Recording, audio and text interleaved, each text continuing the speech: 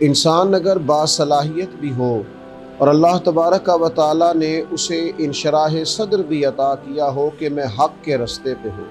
لیکن اس کے باوجود اگر وہ قوت ارادی، قوت فیصلہ، ان دونوں چیزوں سے محروم ہو اور پھر اس کے ساتھ ساتھ اسے نتائج کا بہت زیادہ خوف ہو،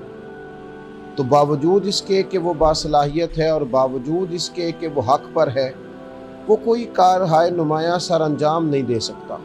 قرآن مجید فرقان حمید ارشاد فرماتا ہے کہ ان الذین قالوا ربنا اللہ ثم استقاموا فلا خوف علیہم ولا هم یحزنون۔ فرمایا بے شک وہ لوگ جنہوں نے کہا کہ اللہ ہمارا رب ہے، پھر وہ اس پر ڈٹ گئے، تو ان پر نہ کوئی خوف ہوگا نہ وہ غمگین ہوں گے۔ جب انسان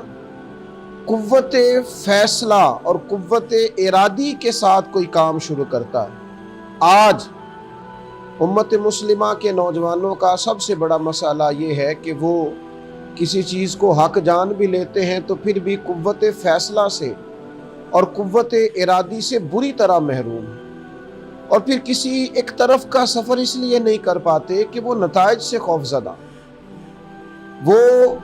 آنے والے وقت کا خوف بہت زیادہ اپنے دل میں رکھتے ہیں۔ ماہ محرم الحرام کے اندر سیدنا امام حسین رضی اللہ تعالیٰ عنہ کے عزم و استقلال، جرت، بہادری، قوت ارادی، قوت فیصلہ اور نتائج کیا ہوں گے، اس سے پوری طرح ان کی بے نیازی، اگر ہم یہ پوری طرح امت مسلمہ کے نوجوانوں کو سمجھانے میں کامیاب ہو جائیں تو یہ جو ان کے ٹوٹتے بکھرتے خیالات ہیں، یہ جو ان کا ڈبل مائنڈڈ سا مزاج ہے، یہ جو ان کی طبیعتوں کا بے جا اتار چڑھاؤ ہے، یہ ختم ہو جائے۔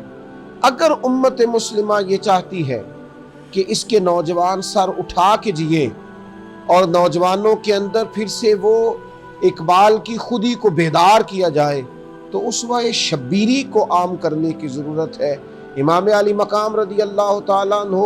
اور آپ کے رفقائے کار، آپ کے خاندان، ان سب عظیم المرتبت لوگوں کی قربانیوں کو پوری طرح